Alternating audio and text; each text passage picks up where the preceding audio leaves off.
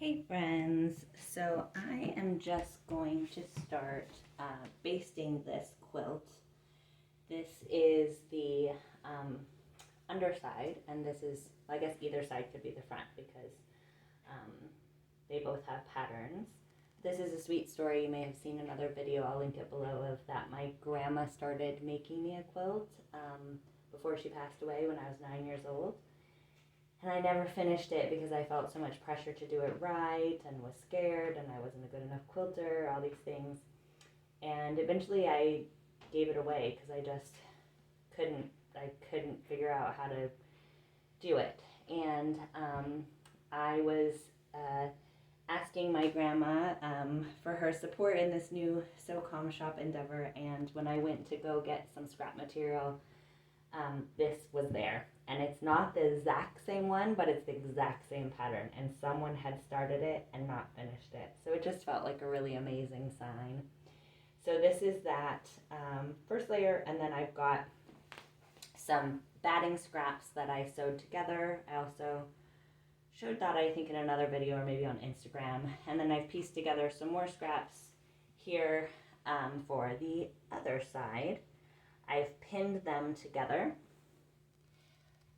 And because I like to bring my sewing with me places, I'm going to go ahead and do what's called basting it so that all the layers are connected. I can take out all the pins and I can have it with me wherever I am without getting poked, and I can move it around without getting poked and all those things. So this stitch, this base stitch, is going to come out eventually. I'm doing it in a bright red. I don't really know where the camera is. Yeah, I'm doing it in a bright red so that I can notice it and later pull it out. I'm just going to do it, I'm not doubling the thread, I'm just going to do it single thread. And with the basting stitch, it's just in place of pins. So it doesn't need to look like anything, and it doesn't have to be very close together. You can separate it like 3 inches apart, however much with each stitch, because it's just meant to hold it so that when you're actually going to quilt it, you're not going to get a whole bunch of wrinkles. I'm not worried about wrinkles for mine because I really am, this whole sewing endeavor for me is a lot about letting go of perfection and the need to get things right, but I still think it'll be nice to have it all just a little bit secure. So I'm just going to go through in diagonal lines, and I'm going to make these huge fat stitches and then take all the pins out so that I can have it cuddled up with me on the couch or sitting at my kid's soccer game or in the car while I'm waiting for something, and I don't have to worry about pins.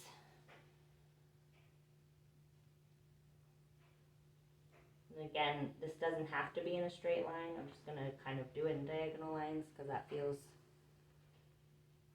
good, but it's just about tacking it together, and later we'll cut these threads out. So if you have some thread that you bought for something that you don't think is a color you're really going to use again, or you don't mind using up, that'd be a good choice. I'm just choosing the red because I don't love red, so I know I won't use it that much, and I want it to be bright so that later when I'm taking it out, it's just really obvious. So just these nice big stitches. Doesn't need to be anything in particular. And because I know that usually quilts only have like a pattern on one side, when I quilt this, it's not necessarily going to make sense, because what I'd like to do is just tie a knot here because my thread ended. I'd like to quilt around each of the little hearts that are on the front, and that's going to look, you know, the hearts are going to be like maybe half of a heart in between both of these, and they're going to be in funny directions, and it's not necessarily going to look like it was planned so well. But I think that's part of me reclaiming this sewing journey, is letting go of all the perfectionism, and I don't know how my grandma would feel about it. I don't have that many memories of her, but I know that at least when I think of her now, I won't think of how I didn't finish her quilt, or how, I won't feel these sad, burdeny feelings. And I'll have made something soft and cozy to think about her with. And I think that's well worth it. And this is actually going quicker than I expected to. So this will probably just take maybe half an hour or an hour. And then I'll be on my way. The whole thing has come together a lot quicker than I expected. I was sitting at my kid's soccer game, stitching these pieces together in strips. And my friend, who is just moved here and is just learning English, so we sometimes have a tricky time having whole conversations. She just picked up a piece, and I gave her another needle and a piece of thread, and she started stitching, and it was so nice because it was like we were having a really good connection without having to depend on the conversation. And it went by so fast. I got like halfway done in just that one soccer game, because we were doing it together. And now I know why. I had another grandma who was a part of a quilting circle, and they made quilts, very simple quilts. They didn't even quilt them. They just pieced them and then used yarn to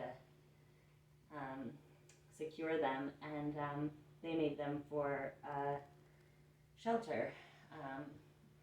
And now I know why she was so committed to that. I can imagine that making something together, one that was just going to be of service, must have felt great. But being able to spend time with each other without having to depend on conversation with, I don't know, sometimes when you're talking to someone, it's easy to step on someone's toes, or to, for me, end up sharing something that then I feel like, oh, maybe that was too much information. And it was really nice to sew with this friend and feel like we were both just enjoying ourselves and feeling connected, and able to say like, oh, can I have another piece of thread? Oh, can I have the scissors? Oh, where does this piece go? Oh, let's line this piece up. It was something to connect on without, for us, it just helped with the language barrier, but I can imagine it being very helpful with friends where it's like, kind of easy to get snagged on a conversation topic or something. All right, so that's one stripe all the way across, corner to corner. Awesome. Much easier than I anticipated. All right, let's do one more. And I've spread this out in my living room, just put my kitchen table to the side. But if you don't have this much room in your space, you could do, fold this in quarters, fold it twice, halfway and then halfway again. And then you could do it just, when you're sitting on the couch, you could just do one bit at a time. You don't have to have a lot of space to do this stuff. Of course, it'd be nice, but I just thought it was very cute. A thing of maybe a Etsy person on YouTube who had a little, like the size of a TV dinner tray, rolly cart, and that was their whole station for their Etsy shop for years. And they would roll it out in front of the TV and watch shows as they were working. And little by little, their little shop grew.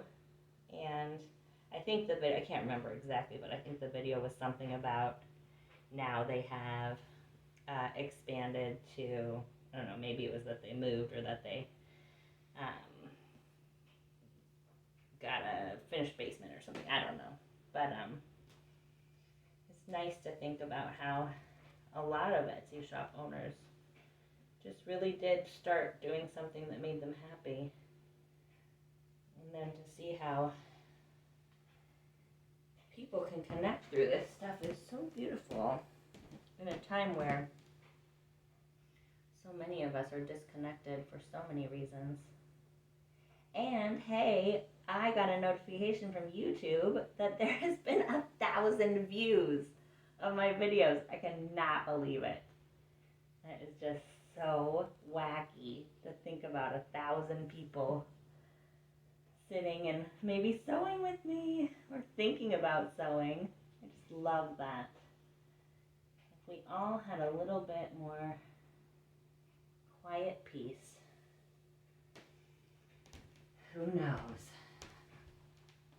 Could be a very beautiful thing. Now, look, my lines are like not straight at all. But again, it just doesn't matter. It just doesn't matter. These stitches are going to come right out. And this is just so that I don't have to try and hold everything together or worry about getting poked by pins. I love this fabric. I was so delighted, stunned really to find the front piece. But then when I thought about trying to find something else that would match it and went back, and these two fabrics, they just look like they were made to go with it. And they were, they had just come in, a big tub of somebody had just brought in a donation. It's Swanson's Fabrics. I'll link it in the description. It's a beautiful place where, oops, that one I just need to tie a knot. Where they take fabric scraps and thread and button and whatever donations, and they sell it just for so cheap. And they even give special discounts, I think, for students and teachers, which technically I'm a teacher, but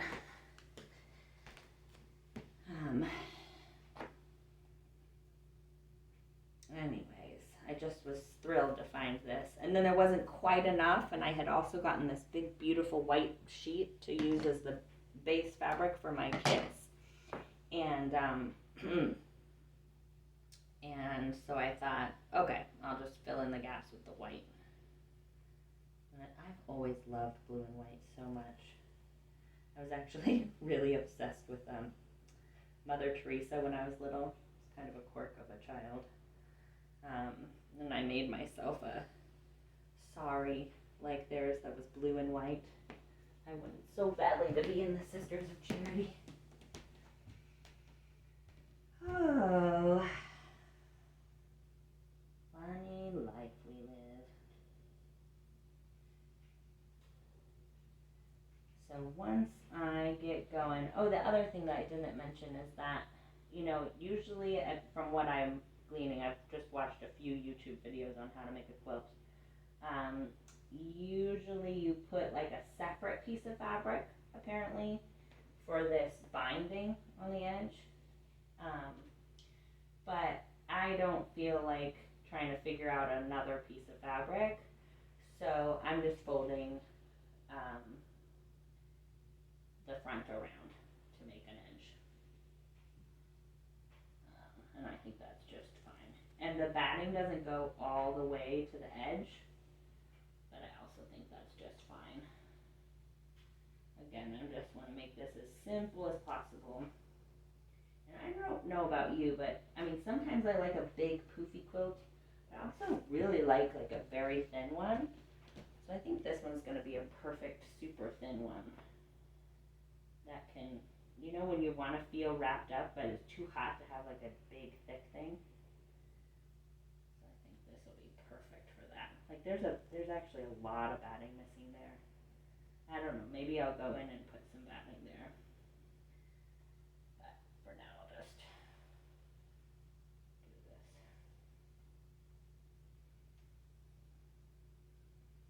Again, I think perfection keeps us from doing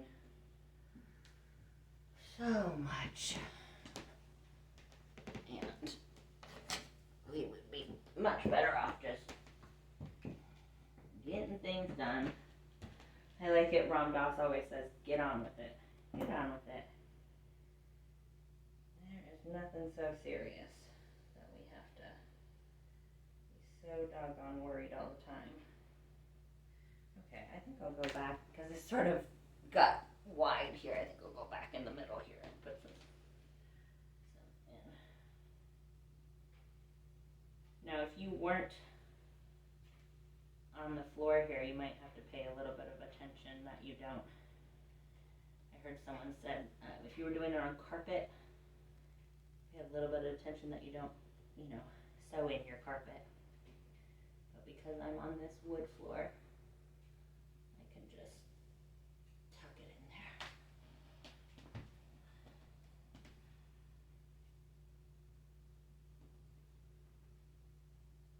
It's surprising how quickly these things go. I heard one person talking about that they might be quilting for 2 years on one quilt. I guess, of course, it depends on how much time you have to spend on things, but with my first quilt that I just recently finished for my friend who had, her daughter had her first grandbaby, I don't know, it just took me a couple of weeks, and I didn't ever spend more than, a few minutes here and there, 15 minutes. So it is amazing how quickly, it makes you realize how people got so many things made when they were making all their clothes and quilts. And this thing I think I just posted, my friend has a dressmaking shop, and she gave me this whole box of like vintage lace, and I texted some pictures to my friend who has an Etsy shop, and she said they're like worth a lot of money. They're like really fancy. I guess people use them for weddings and things. So I don't know now. I was gonna just like make some random stuff with them, but now I feel like, maybe I should, maybe they're like, maybe someone would be really sad if they got all cut up and made into little bags and random stuff. So I don't really know now. If anyone has any thoughts and wants to message me on Instagram, I'll send you some pictures of specific things. My friend said maybe I should try to sell them. There's these one gloves that are just like, oh my gosh, they're so gorgeous. But I just feel a little intimidated by knowing how to say what they are, because I don't know anything about it. So we'll see what happens. I think maybe I'll see if my friend can look a little bit closer at some of them. Okay. So I think you get the idea. I think I will let you go, and I'm going to take my kiddo and the neighbor kids sledding, and I promised them that I would. They're over at the other friend's house playing right now, so I told them I would come get them.